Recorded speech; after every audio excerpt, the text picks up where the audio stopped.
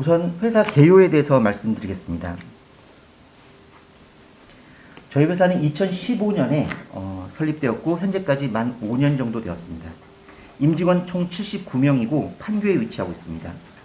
현재 코넥스에서 1위 기업으로 포지셔닝하고 있으며 최근에 코스닥 이전 상장 승인을 받아서 연말까지 코스닥에 입성을 목표로 하고 있습니다. 저희가 하고 있는 프로그램은 크게 두 가지입니다. 하나는 마이크로바이옴으로 치료제를 개발하는 것이고 또 하나는 신규 타겟 면역 항암 항체 신약이 되겠습니다.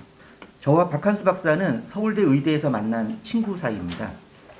저는 의대를 졸업하고 듀크 대학에서 MBA를 했고 그 이후에 베인앤컴퍼니 MSD 코리아를 거치면서 비즈니스 영역을 쌓았습니다. 박한수 박사는 의대를 졸업하고 기초과학으로 박사학위를 취득한 뒤에 하버드 대학과 잭슨랩 등에서 연구 경력을 쌓았습니다. 그리고 의대 졸업한 지 15년이 지난 2015년에 다시 만나게 됐고 의기투합하고 같이 창업하게 되었습니다. 저희 회사 팀을 소개드립니다. 왼쪽에 서영진 부사장, 저하고 비슷하게 의사이면서 듀크 대학에서 MBA를 했고 베인앤컴퍼니에서 비즈니스 경력을 쌓은 뒤에 저희 회사에 조인하게 됐습니다. 박광규 그룹장, 그러니까 커뮤니케이션, 그래서 IR을 담당하고 계시고요. 김상균 그룹장이 회계, 그리고 유성열 그룹장이 사업 개발을 담당하고 계십니다. 오른쪽에 박경미 부사장님, 박경미 부사장님은 한미약품, 종근당, 차바이오 등을 거치면서 임상 개발의 경력을 풍부하게 갖고 계십니다. 그리고 최영애 소장님이 마이크로바이옴 연구소를 담당하고 계시고 차미용 소장님이 항체신약 연구소를 담당하고 계시고 윤영광 그룹장이 임상 개발을 담당하고 계십니다. 저희 회사 파이프라인 소개드립니다. 저희 회사 파이프라인은 크게 두 가지가 있습니다. 하나는 마이크로바이옴이고 하나는 신규 타겟 면역 항암제입니다. 우선 GN001 마이크로바이옴을 기반으로 한 면역 항암제입니다. 저희는 현재 미국 MD 앤더슨 그리고 예일대학병원 등 4개 사이트에서 임상 1B를 진행 중입니다. 그리고 이 프로젝트는 독일 머크, 미국의 파이자와 협력으로 진행하고 있습니다. 두 번째 GINA104입니다. 노블 타겟 면역 관문 억제제를 타겟하는 항체 면역 항암제입니다. 저희는 다른 어느 누구도 건드리지 않았던 새로운 신규 타겟, 노블 타겟을 발굴하는 노하우가 있습니다. 그리고 현재 전임상을 진행 중입니다. 세 번째 SB121은 뇌질환인 자폐증을 치료하는 마이크로바이옴입니다. 현재 미국 FDA에서 IND 승인을 받은 상태이고 임상을 준비하고 있습니다.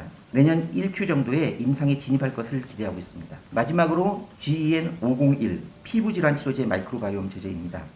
아토피 피부염과 항암 발진 치료제를 개발하고 있습니다. 다음 저희 회사의 플랫폼 코어 테크놀로지에 대해서 설명드리겠습니다. 저희는 지노클이라는 신약 후보 물질 발굴 플랫폼을 확보하고 있습니다.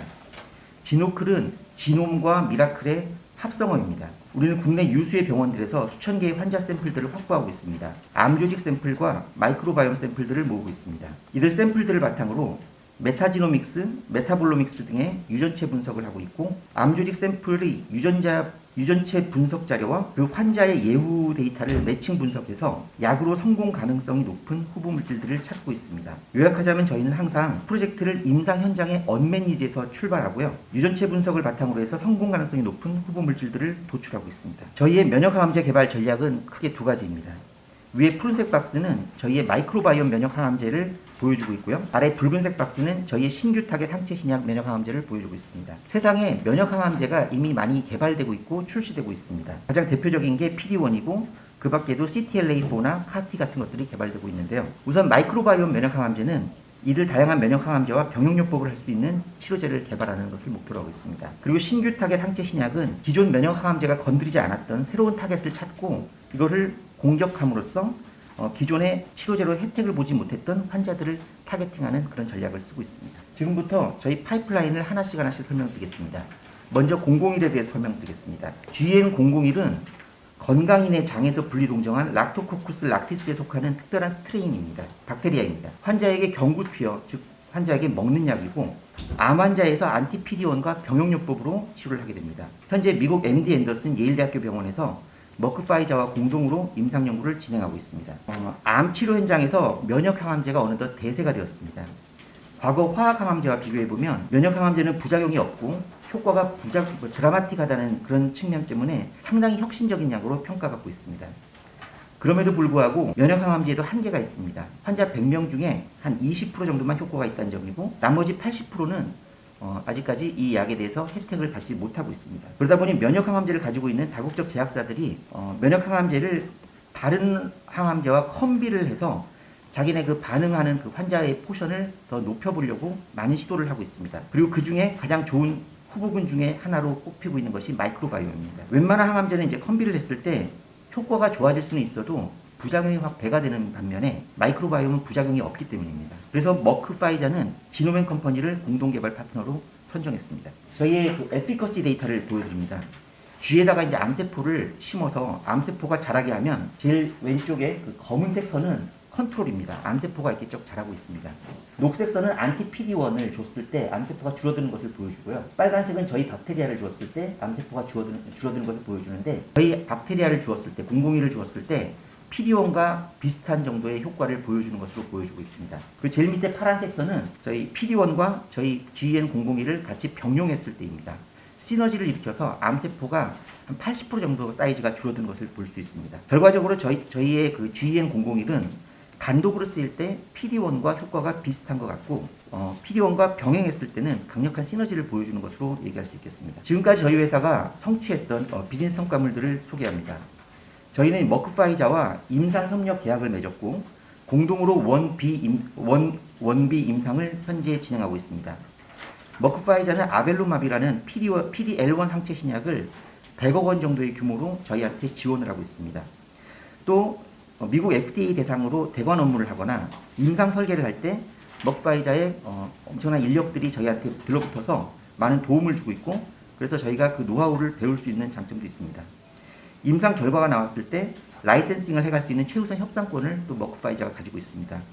이 계약을 통해서 GN001은 머크파이자의 라이센싱 아웃될 그 가능성을 상당히 높였다 이렇게 얘기할 수 있겠습니다. 그리고 LG화학과는 동아시아 지역에 라이센싱 계약을 맺은 바 있습니다. 이것도 한 수백억 원에서 수천억 원 정도의 규모의 효익을 발생시킬 것으로 예상하고 있습니다. 저희 회사의 사업 성과의 의의 그리고 저희 회사의 글로벌 위상을 설명드리겠습니다. 전 세계적으로 마이크로바이옴 회사가 한 500개 정도 됩니다. 이 중에서 너무 초기 단계인 회사를 제외하고 어느 정도 연구가 좀 진행돼서 임상에 진입할 준비가 되어 있거나 임상에 진입한 회사를 찾아보면 한 30여 개 정도가 됩니다. 그 중에서 글로벌 빅파마와 의미 있는 계약을 하거나 협력을 하는 회사는 9개 정도 됩니다. 이 9개의 나라들 중에서 대부분은 보스턴이나 유럽에 있습니다. 그 보스턴이나 유럽이 아닌 제3세계, 아시아권에 있는 나라는 저희 회사가 유일합니다. 저희 회사는 그동안 많은 노력을 통해서 마이크로바이옴의 주류 그룹, 글로벌 탑 그룹에 들어가서 치열하게 경쟁을 하고 있습니다. GN001의 임상 연구는 현재 순조롭게 진행 중입니다. 스터디 101은 현재 미국에서 진행되고 있고 환자들한테 액티브하게 투약되고 있습니다. 내년 상반기 중에 인터림 데이터가 나올 것으로 예상되고 있고요. 이 결과가 나오는 시점부터 우리는 머크파이자와 구체적인 라이센싱 딜을 논의할 수 있을 것으로 기대하고 있습니다. 그리고 우리는 내년에 스터디 101을 한국에서 또 열려고 합니다. 스터디 102는 한국인에서 많은 위암을 대상으로 합니다. 다른 다른 세계에 있는 경쟁자들이 관심을 좀 덜 가지고 있는 아시아인의 많은 그 암종을 대상으로 이렇게 연구를 해서 우리가 이 업계에서 차별성을 좀 가져보려고 또 시도하고 있습니다.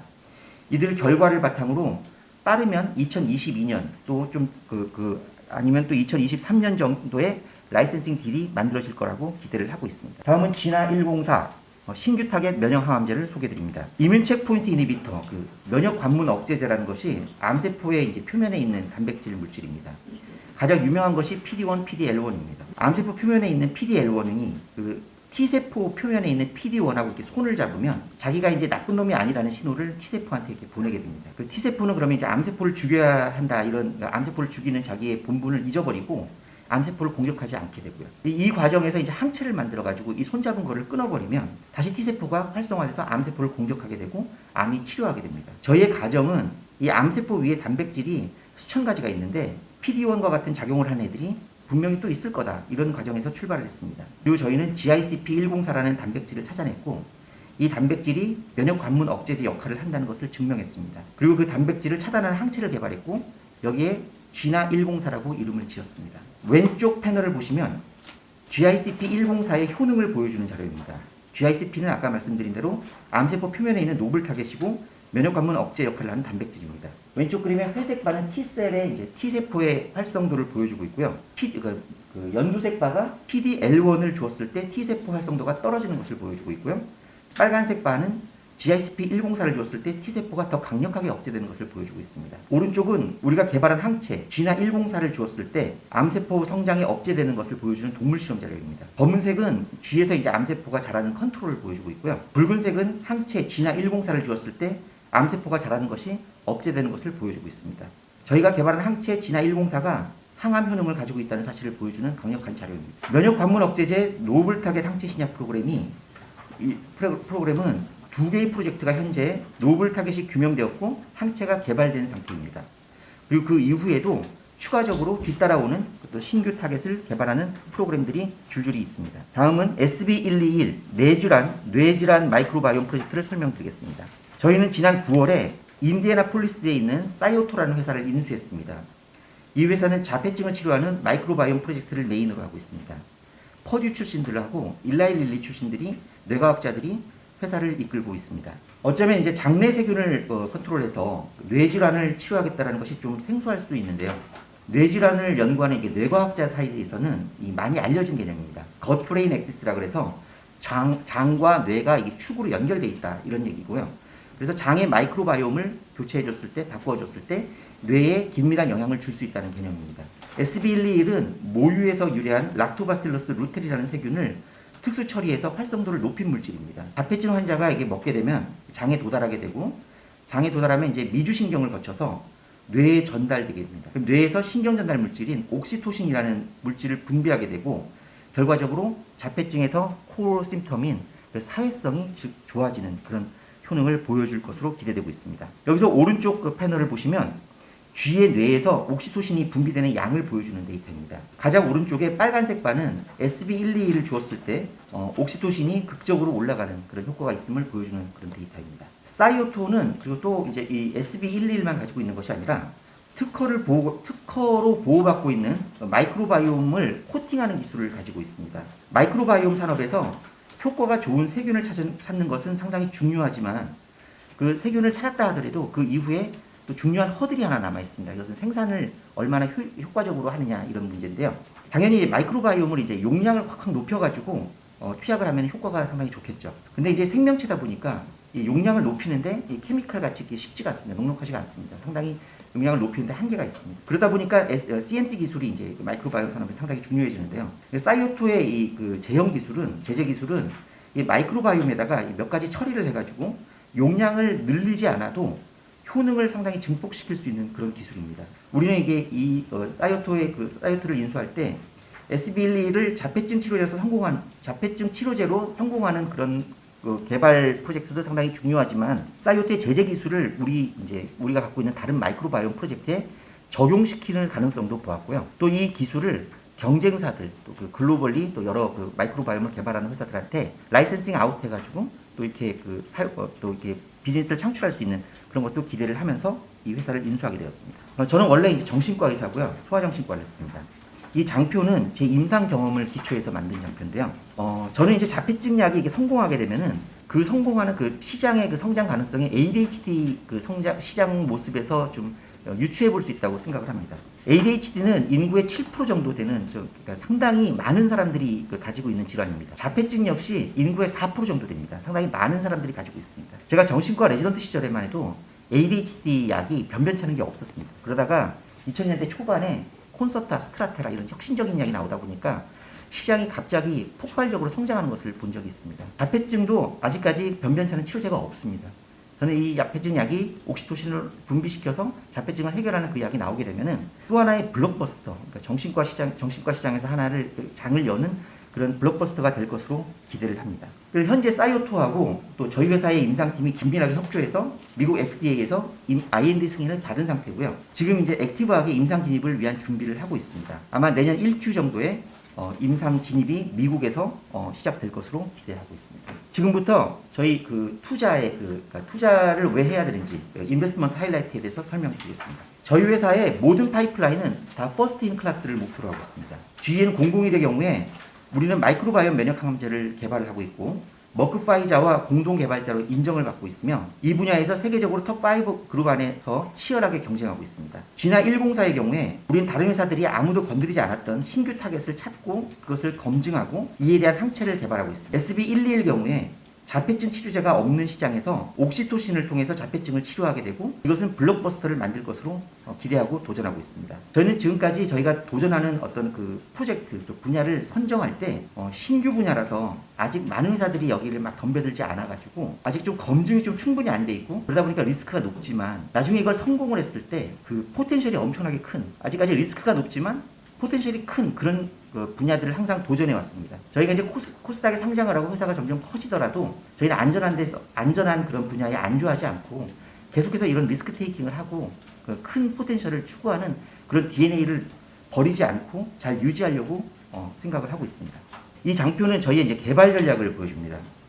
첫째는 저희는 글로벌 빅파마하고 임상 협력을 초기부터 추구했습니다. 이를 통해서 미국 이제 글로벌 빅파마의 경험과 노하우를 전수받을 수 있었고, 미국 FDA하고 이 프로세스가 상당히 원활하게 진행될 수 있었고, 또 이제 그들의 그 임상 개발 노하우를 많이 받아들임으로 인해서 임상 연구의 성공 가능성을 높일 수 있다고 생각했습니다. 두 번째, 저희는 라이센싱 아웃을 조기부터 추구하려고 노력을 했습니다.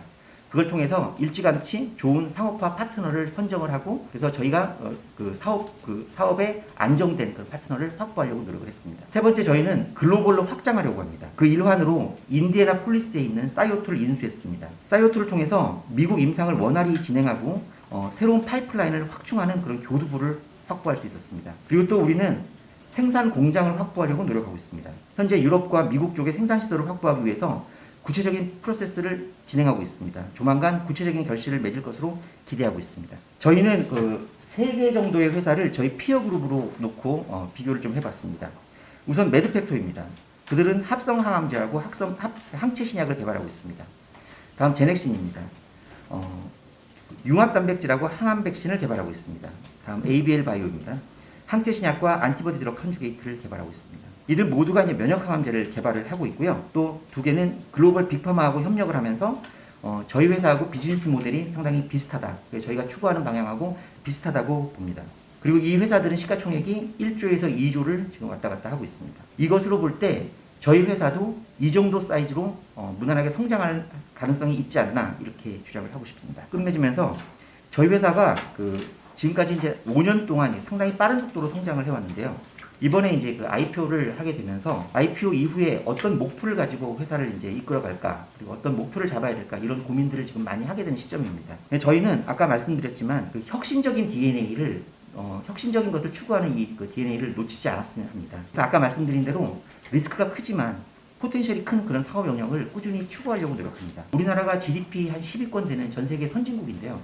우리나라에서 아직까지 우리나라 GDP 규모에 걸맞는 글로벌 빅파마가 아직 안 나왔다는 것에 이제 좀 나와야 될 때가 되지 않았나. 그리고 저희 회사도 그런 목표를 가지고 계속해서 열심히 달려보겠습니다. 집중해 주셔서 감사합니다.